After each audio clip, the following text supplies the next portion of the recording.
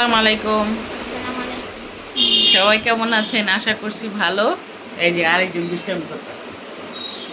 তো এই যে আমার ছোট মেয়ে নিধিকে নিয়ে আজকে আমি আমার ইন্ট্রোটা দিলাম। সবাই কেমন আছেন? আশা করছি ভালো। এখন বাজে রাত 10টা থেকে আমার ব্লগটা শুরু করলাম। আশা করি আপনাদের ভালো লাগবে। যদি ভালো লাগে আমার চ্যানেলটা সাবস্ক্রাইব করবেন, আর লাইক করবেন, কমেন্ট করবেন, শেয়ার করবেন। আর এতক্ষণ আমরা মা মেয়ে তিনজন বসে টিভি দেখতেছিলাম। আর একটু আগে তো নেহা নেহা এখনও পড়তেছে, অনলাইনে দেখে দেখে পড়ে আর মোবাইল দিয়ে দিয়ে। আর নিধিও পড়ালেখা করছে। এখন নিধি মুখ টুক ধুয়ে আসলো। এখন রাত বাজে কয়টা বাজে বললাম? 10টা না, 10টা বাজে। 10টা বাজে?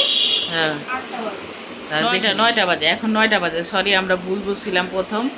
যাই হোক, চলেন তাহলে আমার সাথে আমরা কি কি করি সেটাই আপনাদের সাথে শেয়ার করব। আসসালামু আলাইকুম, সবাই কেমন আছেন? আশা করছি ভালো। সকাল বাজে এখন 7টা। স্কুলে যাব, তারপরে মেয়েকে নিয়ে বড় মেয়ে পরীক্ষা দিতে যাবে। এই জন্য এখন নাস্তা বানাইতেছি। নাস্তা বানায়া দুই মেয়েকে উঠাবো।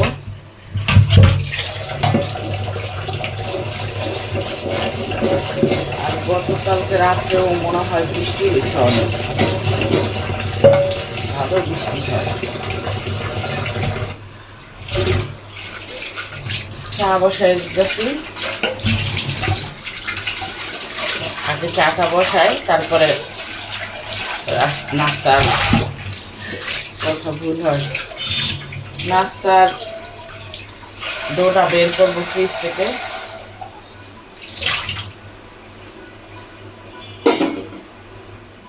সকালবেলা ঘুম থেকে চলে আসলাম রান্নাঘরে। আমাদের প্রত্যেকটা মেয়েরই কিন্তু ঘুম থেকে উঠেই রান্নাঘরে থাকা লাগে।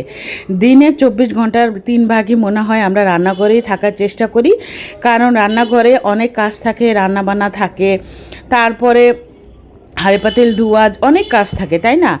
আসলে আমরা রান্নাঘরটা ভালোভাবে পরিষ্কার রাখারও চেষ্টা করি। যাই হোক, এখানে আবার ফ্রিজে আটার ডো আসিল, সেটা আবার বের করে নিলাম। এখন নাস্তা বানাচ্ছিলাম। নাস্তা বানানোর পাশাপাশি আবার নেহাকেও ডাকছিলাম। নেহার আজকে পরীক্ষা, এর জন্য আবার নেহাকে ঘুম থেকে ডাকি একটু পরপর, আবার এসে নাস্তা বানাই। এই যে প্রথমে আমি চাটা বানাই নিলাম, এখন আমি নাস্তাটা এক এক করে ভেজে নিব। আমি প্রথমে চাটা বানানোর চেষ্টা করি, তারপরে আমি পরোটা বা রুটি যেটা বলেন বানানোর চেষ্টা করি। এখানে আবার রুটি দিয়ে দিলাম। আর পাশাপাশি আবার নিধিকেও ডাকতেছিলাম, নেহার বাবাকেও ডাকতেছিলাম। নেহার বাবা আবার একটু দেরি করে ঘুম থেকে উঠলে ও করে কি নাস্তা একটা খেয়ে চলে যায়। আমি চেষ্টা করি যে ওকে 2টা পরোটাই খাওয়া দেওয়ার চেষ্টা করি। যাই হোক, ওকে আবার ডাকতেছিলাম যে উঠো, তুমি আবার টাইম পাবা না নাস্তা খাওয়ার জন্য। এখানে এই যে দেখেন, আপনাদের সাথে কথা বলতে বলতে আমার কিন্তু রুটিটা হয়ে যাচ্ছে। সিলিন্ডারে গ্যাসের কিন্তু অনেক তাপ কম থাকে, এর জন্য আরও সকালে আমার ঘুম থেকে ওঠা লাগে। আসলে ডাইরেক্ট গ্যাসে যেরকম একটা তাপ বেশি থাকে, সিলিন্ডার গ্যাসে কিন্তু সেরকম থাকে না। এর জন্য রান্না টান্না করতে হলে না আমার আরও সকালে ঘুম থেকে ওঠা লাগে। আর যখন নিধিকে নিয়ে স্কুলে যাই তখন তো আরও সকালে ওঠা লাগে। এই যে দেখেন, আমার বারান্দাটা এত নোংরা হয়ে আছে। সেদিন নিধির বাবা পরিষ্কার করছিল, ভাবলাম যে আজকে আমি এটা ভালোভাবে পরিষ্কার করব। বৃষ্টি আসার কারণে 2 দিন পর পর পরিষ্কার রাখি, তারপরেও দেখা যায় নোংরা হয়ে যায়। আর বারান্দাটা ওরা যায়, 2 মেয়ে নেহা নিধি যায়, তখন দেখা যায় নোংরা পা নিয়ে ঘরে আসে, ঘরও নোংরা হয়ে যায়। আর যেহেতু আমি একাই কাজ করি সংসারের, আমার যেহেতু কোনো হেল্পিং হ্যান্ড নাই, এর জন্য আমি 2 দিন 3 দিন পর পরই ঘর মোছার চেষ্টা করি আর ঘরটাকে পরিষ্কার রাখার চেষ্টা করি। মাঝে মধ্যে নিধির বাবা ঘরটা মুছে দেয়, এখন বেশিরভাগ আমি মোছার চেষ্টা করি, কারণ ও সারাদিন ব্যস্ত থাকে নানা কাজে। এই যে দেখেন, আমার মেয়েকে নিয়ে এখন যাচ্ছে পরীক্ষা দিতে। তো সবাই দোয়া করবেন, আল্লাহ জানি ওদের সহি সালামতে ঘরে এনে দেয়, আর আমার মেয়ে জানি ভালোভাবে পরীক্ষা দেয়। যাই হোক, এখন মেয়ে চলে যাবে, আর ভাবলাম যে রান্না শুরু করি। চলেন আজকে আপনাদের সাথে একটা সুন্দর রান্না রেসিপি শেয়ার করব। অনেকে হয়তো এই রান্নাটা ভালো নাও লাগতে পারে, আমাদের কিন্তু খুবই ভালো লাগে। আমার 2 মেয়ে অনেক পছন্দ করে। এখানে আবার মেয়েকে বিদায় দিয়ে দিলাম, বললাম যে ঠিক মতো যায়ও, আর পরীক্ষা শেষ হলে আমাকে কল দিও। আর এখানে আবার নিধি ঘুমাচ্ছিল, নেহা তো চলে গেল, নিধিকেও ডাকতেছিলাম। এই যে দেখেন ডাল চড়াইছি, এখানে আবার ডাল দিয়ে আমি ডিম রান্না করব। অনেকে হয়তো ভাবতে পারেন এইটা আবার কিসের রেসিপি। আসলে এটা অনেকেই করে, কিন্তু আমরা একটু ভিন্ন রকম করি। এটা না মুগের ডাল দিয়ে বলেন আর বুটের ডাল দিয়ে বলেন, সেটা না আরও মজা লাগে। তো আজকে ভাবলাম যে এইভাবেই রান্না করি। এখানে ডালটা সিদ্ধ হয়ে গেছে, আর এখানে আমি 4টা ডিম দিয়ে দিলাম, আর দিয়ে দিব আলু। আমার ঘরে টমেটো ছিল না, যদি টমেটো থাকতো তাহলে কিন্তু মজা হইতো আরও দিলে।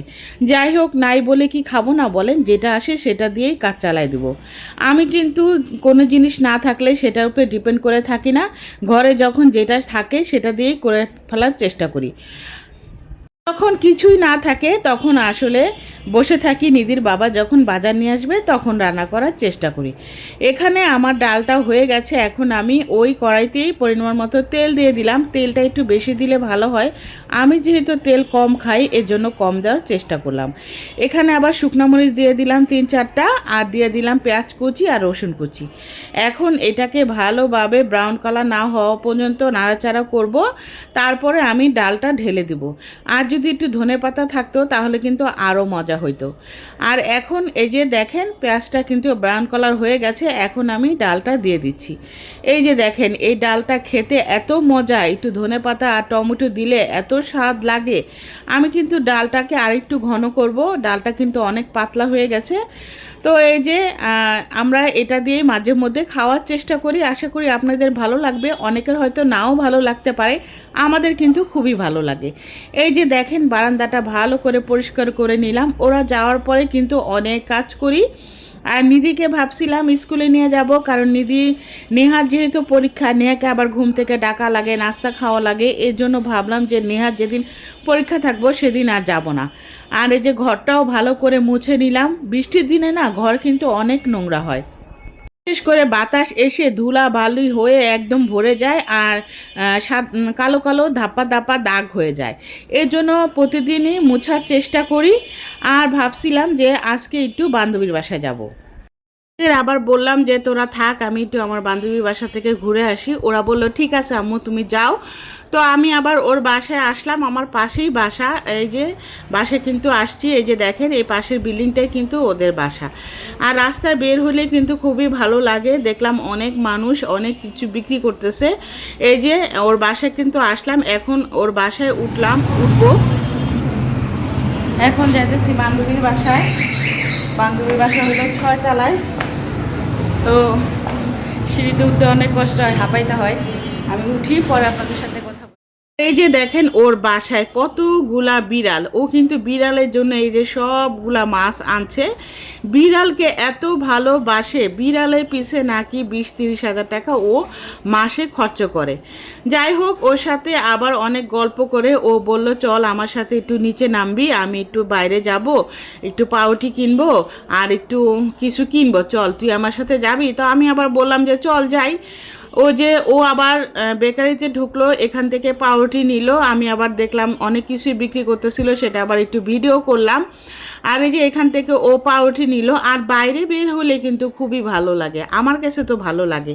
তো আমি তো খুব কম বাইরে বের হই, এখন থেকে ভাবছি যে মাঝে মধ্যেই বাইরে বের হওয়ার চেষ্টা করব।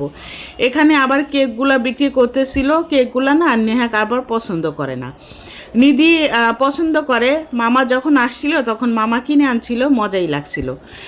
আর যাই হোক, এখানে আবার ও রুটি কিনে নিল, তো ওর সাথে আবার আমি যাচ্ছিলাম, ও নাকি আরও কেনাকাটা করবে। তো চলেন যাই আপনারা আমাদের সাথে, আমরা কোথায় যাই সেটা আপনারাও দেখেন। এখানে দেখেন আমাদের এই গলির ভিতরে এত রিক্সা, অটো রিক্সা জ্বালায় মনে হয় হাঁটাই যায় না। সাইড দিয়ে হাঁটতে গেলেও মনে হয় কি অটো রিক্সা গায়ের উপরে উঠাই দিবে। যাই হোক, এখানে হাঁটতে হাঁটতে আবার চলে যাচ্ছি। এখানে পাশে দেখলাম ফলের দোকান।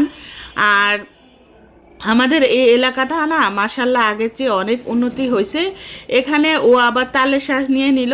আর এই লোকটা এত কথা বলে, তালের শ্বাস কিনতে যে লোকটার নাকি এই যেটা দিয়ে আর কি কাটে সেটা নাকি আর কি হাড় কমে গেছে।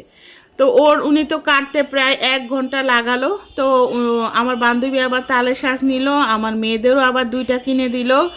আর এই যে বললাম না, লোকটা কিন্তু আমাদের সাথে কথা বলতেছে, আর উনি তালের শ্বাস কাটতেছে। আর এই তালের শ্বাসের কথা দেখে মনে পড়লো আমার শ্বশুরের কথা। আমার শ্বশুর আমাদের অনেক কিছু খাওয়াইছে, কিন্তু এই তালের শ্বাস উনি আমাদের কখনো কোনো বউকে খাওয়াইতো না। ওনার মা নাকি তালের শ্বাস গলায় আটকায় মারা গেছে, এর জন্য আমার শ্বশুর কোনো দিনও আমাদের তালের শ্বাস কিনে দিত না।